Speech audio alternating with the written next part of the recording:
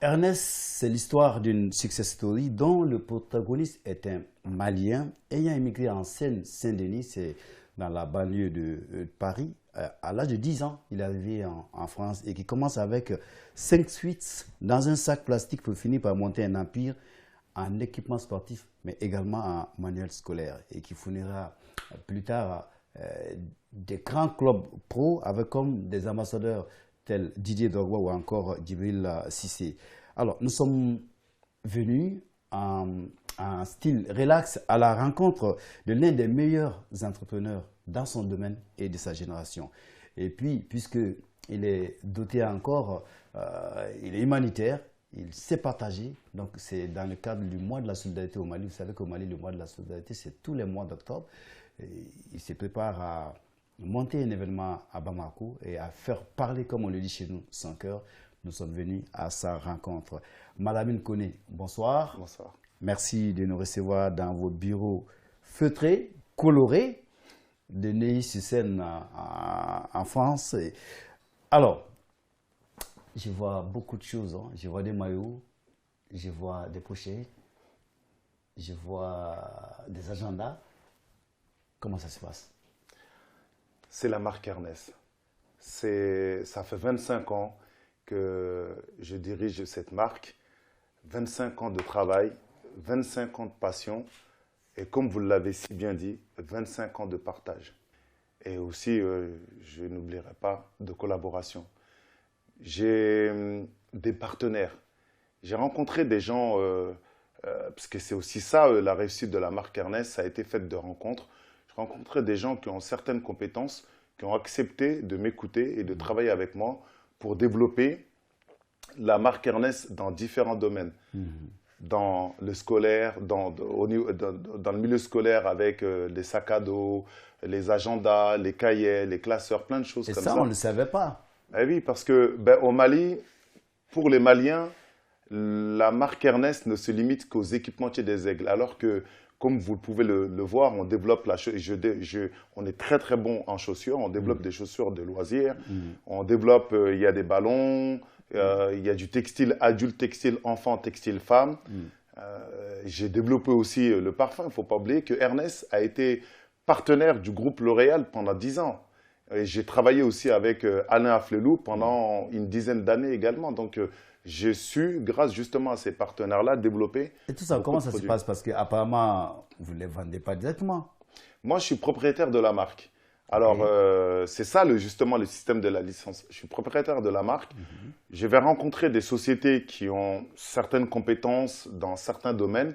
Je leur propose de développer des produits au nom de ma marque. Okay. Et il y en a qui acceptent, il y en a qui… Ceux qui ont les compétences en général acceptent parce que ça reste quand même la première marque française aujourd'hui et une des marques mondiales de référence. Et donc oui, on n'a pas de difficulté à trouver des partenaires. Maintenant, la contrepartie, c'est que moi, je dessine tous les produits, je valide les produits qui vont être commercialisés, je détermine la politique de prix, je détermine également les réseaux où seront vendus les produits. Alors, restons toujours dans le sportif. C'est pourquoi donc vous faites l'interface entre ceux qui payent. L'idée, c'est vous. La conception, c'est vous. Et le concept, c'est d'autres qui le vendent. Voilà, le produit, une fois que le produit il est validé par moi, il est validé par moi, on le transmet à nos partenaires. Parce que c'est pour ça si je comprends bien, vous ne fabriquez pas le produit, au fait. Non, moi, je ne fabrique pas les produits. Voilà. Je fais fabriquer les produits par des partenaires. Mais vous savez que toutes les grandes marques font ça en général. Hein. Bah ça, c'est bon à savoir. Ah ouais, toutes les grandes marques fonctionnent par le système de licence également. Donc, ça permet effectivement de mettre chacun à sa place. Moi, j'ai les idées, j'ai les projets, j'ai la création. Et en même temps, je gère l'entièreté de la communication. Toutes les décisions, en fait, elles sont prises ici. Et puis ensuite, j'ai mes partenaires qui eux, maintenant, qui ont des compétences en fabrication et en distribution, eux font ce qu'ils font. Ensemble, on se complète et on arrive à atteindre nos objectifs. Et même ces beaux maillots qu'on voit là? Oui, les beaux maillots. Ben, j'espère que Comme vous le trouvez beau, j'espère que bientôt, très prochainement, le président de la Fédération malienne de foot le trouvera aussi beau parce qu'on va leur présenter pour les prochaines séances. Ce maillot, on l'a appelé Dikia. D'accord. Ouais. Dikia Espoir. Dikia Espoir parce que on a tellement d'espoir à notre équipe, à nos joueurs. Cette Coupe d'Afrique qu'on recherche depuis tant d'années, j'espère cette année 2024, j'espère en tout cas 2023 sera notre année. On a les joueurs qu'il faut. Il y a la motivation, il y a aussi l'appui des autorités. Maintenant, les joueurs, il faut qu'ils le mettent dans des bonnes conditions. Vous allez jouer votre partition aussi, non? Bien sûr, mais vous savez, moi, je suis partenaire du football malien depuis maintenant plus de 20 ans. Donc, c'est toujours un plaisir d'accompagner la sélection, on apprend. Et c'est une belle histoire, c'est une belle entente. Et puis, en même temps, moi, j'essaye de donner une identité à notre sélection nationale. De faire en sorte que dès qu'on voit le maillot du Mali, on dit ça, c'est le maillot du Mali. Et puis, en même temps, dès qu'ils sortent, qu'ils soient fiers aussi de porter les couleurs de la marque. Ernest, j'ai envie de dire que la Panthère a bondi et n'est pas prête à redescendre sur terre. Vous savez, comme je vous ai dit… La Panthère, c'est comme ça qu'on vous appelle. Mais bien sûr, mais vous savez, je vous ai dit, c'est 25 ans de travail, 25 ans de passion. On travaille, on ne s'en rend même pas compte, il n'y a pas d'heure.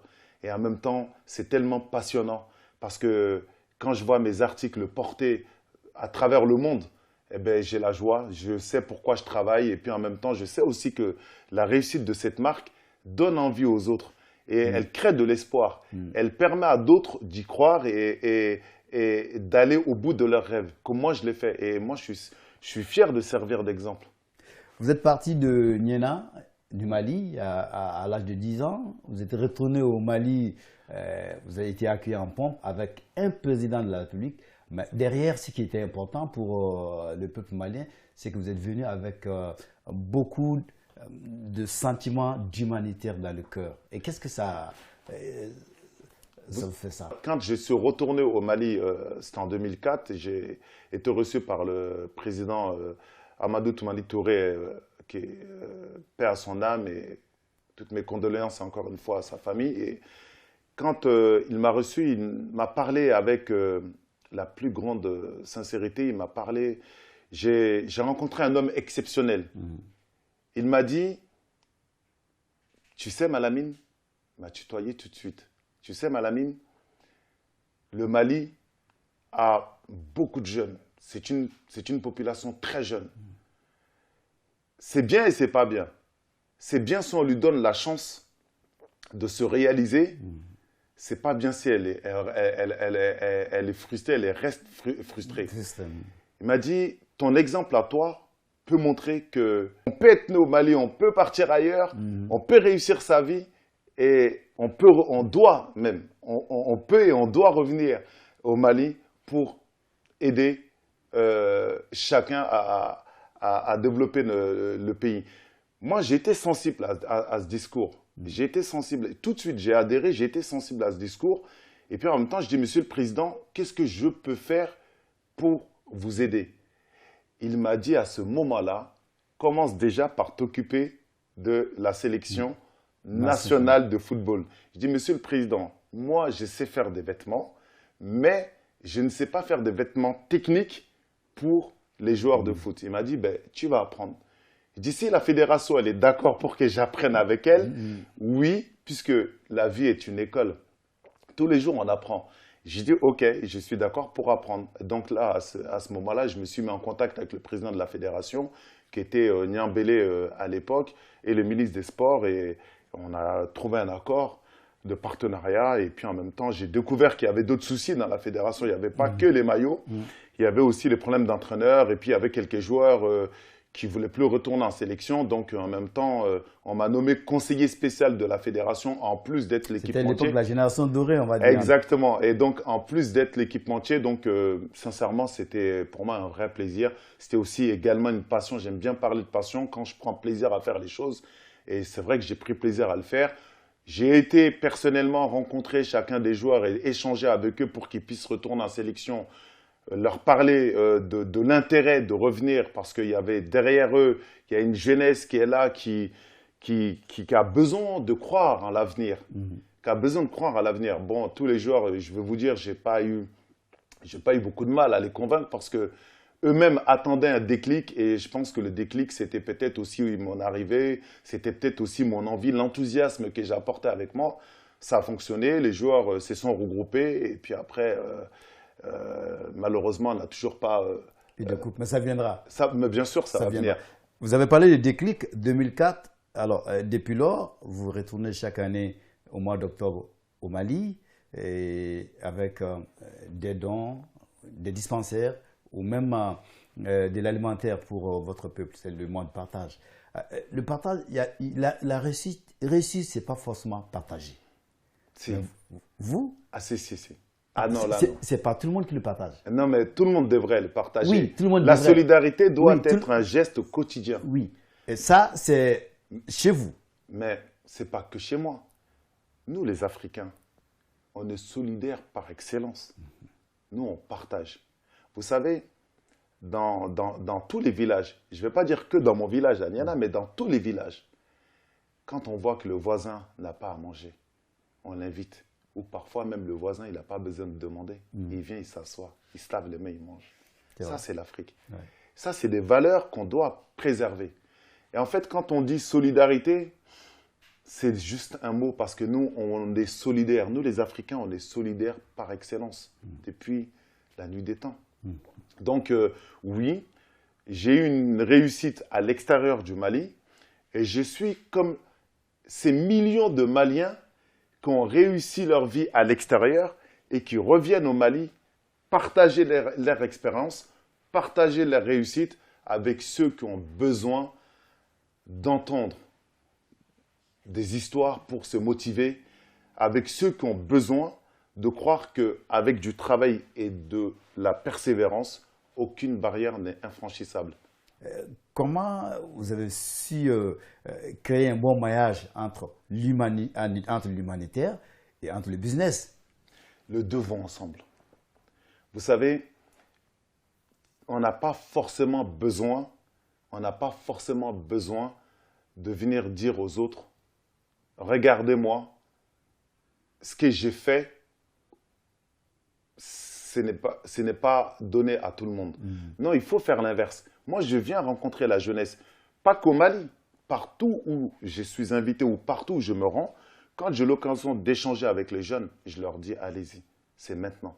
C'est tout de suite qu'il faut y aller. C'est possible. Vous êtes bien conscient de votre rôle, que vous êtes un exemple à suivre, parce qu'on ne suit pas tous les exemples. Mais vous savez au Mali combien d'exemples on a? Vous savez en Afrique combien d'exemples on a? Moi, je suis un tout petit exemple, un tout petit modèle. L'humilité, ça c'est l'humilité. Oui, mais je sais que la réussite, elle est chez nous. Elle est en Afrique, elle est partout. Mais qu'est-ce qu'on appelle la réussite?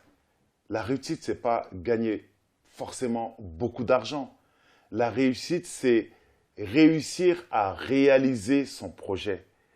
Quand on se couche et qu'on pense à quelque chose et qu'on se bat, on se donne le moyen de réaliser cette chose, on peut dire qu'on a réussi. Moi, la première fois où j'ai crié, où j'ai dit « Waouh, j'ai réussi », c'est quand j'ai créé mon premier t-shirt.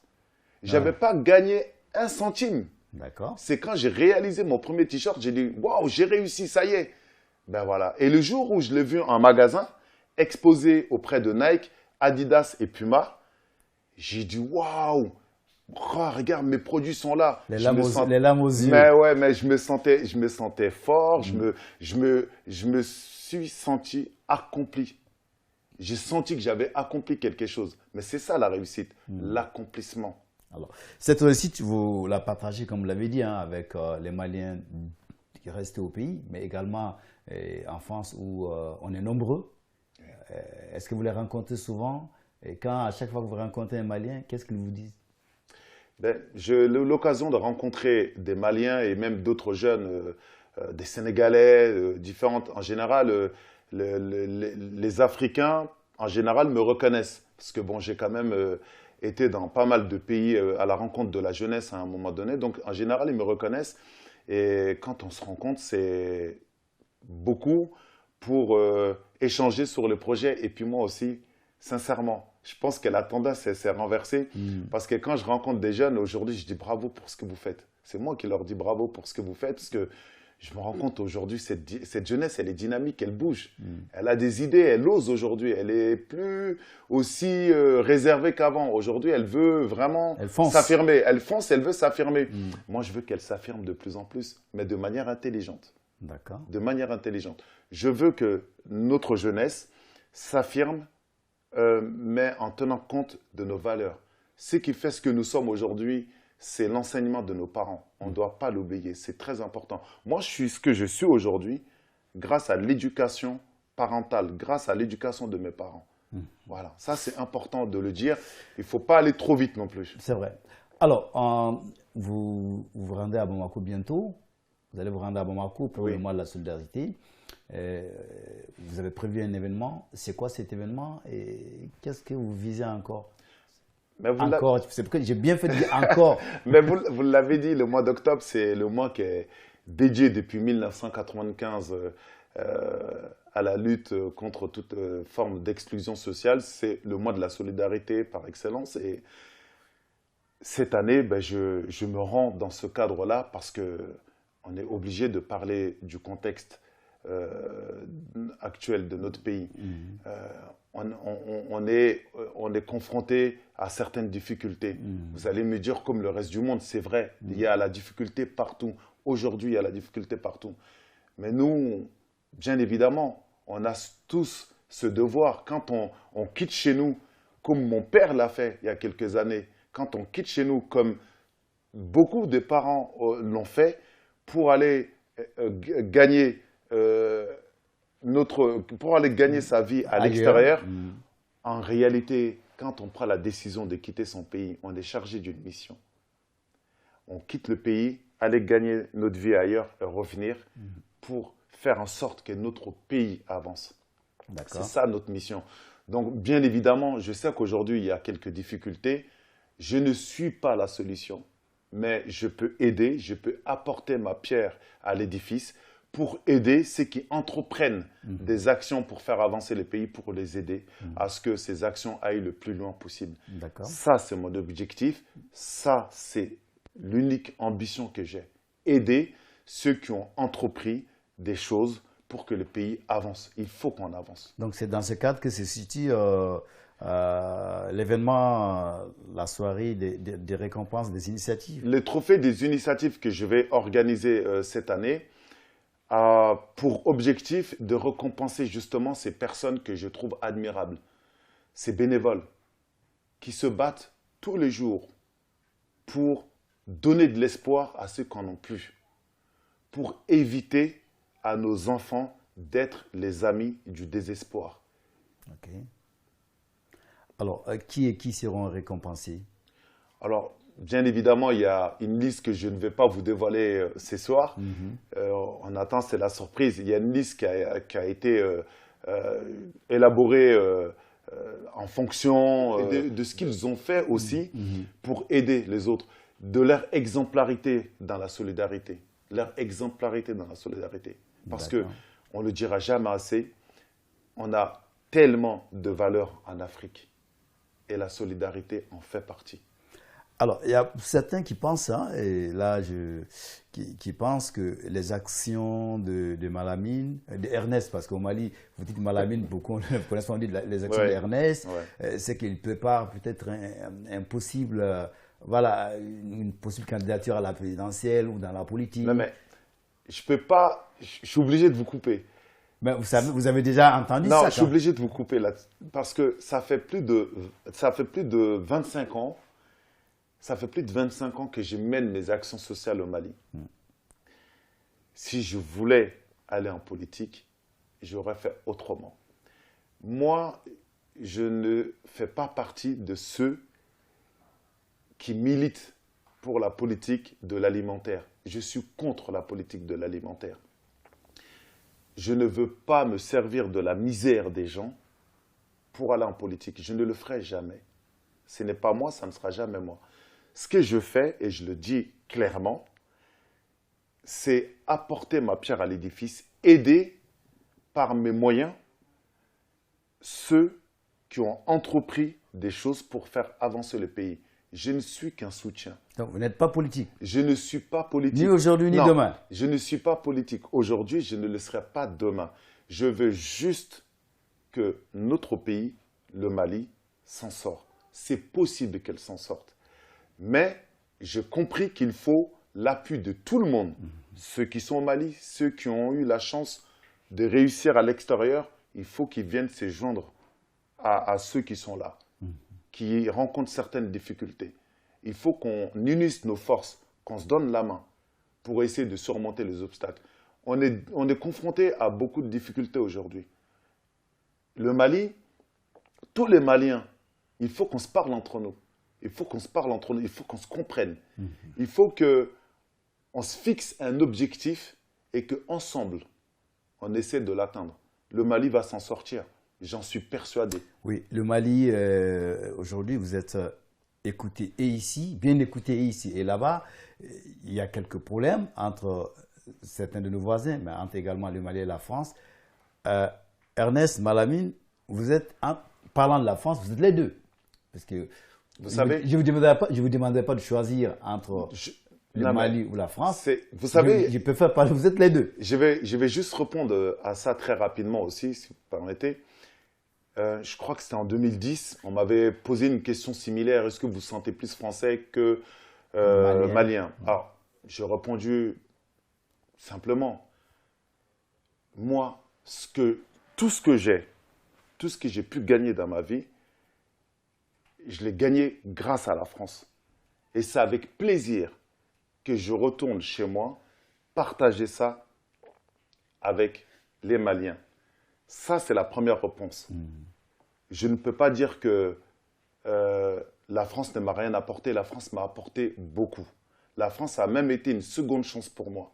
Elle m'a permis de réussir ma vie. Elle m'a permis aussi de retourner chez moi pour faire avancer mon pays. Je ne peux que dire merci à la France sur ce plan-là. Maintenant, en ce qui concerne le Mali, je l'ai dit, quand je mourrai, je serai enterré chez moi, sur ma terre. Et ma terre, c'est le Mali, à Niena, dans mon village. C'est là-bas que je serai enterré. Wow. Donc, il n'y a aucun choix possible à faire. Ma dernière demeure, c'est chez moi, au Mali. Donc là, à partir de là, qu'on ne me repose plus cette question, mais je pense que les choses sont claires. Maintenant, le problème qu'il peut y avoir entre le Mali et la France est d'ordre politique. Je ne suis pas politique. Mais j'espère de tout cœur que un jour, chacun comprendra où sont ses intérêts et qu'à un moment donné, le Mali, aujourd'hui, a fixé un cap. Oui, c'est vrai. Notre président de la transition a fixé un cap. A fixé un cap pour le Mali. J'espère que d'autres pays seront sensibles à cet objectif, la France y compris, et qu'à un moment donné, ils vont se remettre autour de la table, rediscuter différemment. Moi, je souhaite que le Mali et la France discutent. Vous êtes prêt à soutenir ces caps? Moi, je souhaite que le Mali et la France discutent en tant que partenaires. Ok, d'égal à égal. En tant que partenaire. Le Mali a le droit de prendre son destin entre les mains, bien sûr. Le Mali doit le faire même. Mais les autres pays qui veulent nous aider, ils doivent être à l'écoute. C'est un besoin aujourd'hui. C'est même devenu une exigence aujourd'hui de prendre notre destin entre nos mains, de tracer notre propre cap. Mais oui, on sait très bien aussi, on est conscient qu'on ne va pas y arriver seul. Et on est conscient qu'il faut qu'on ait cet esprit d'ouverture. Il faut qu'on s'ouvre aux autres, qu'on ne ferme pas toutes les portes.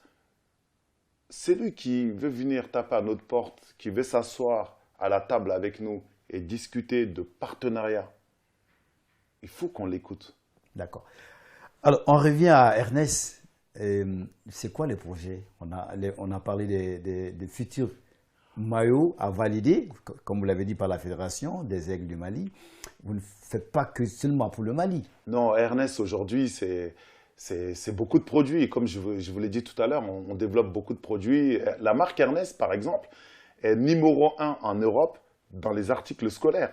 Sac à dos, papeterie, agenda. On est Et numéro comment un ça se depuis fait que toute l'Europe. ces articles, on ne les a pas au Mali dans les boutiques?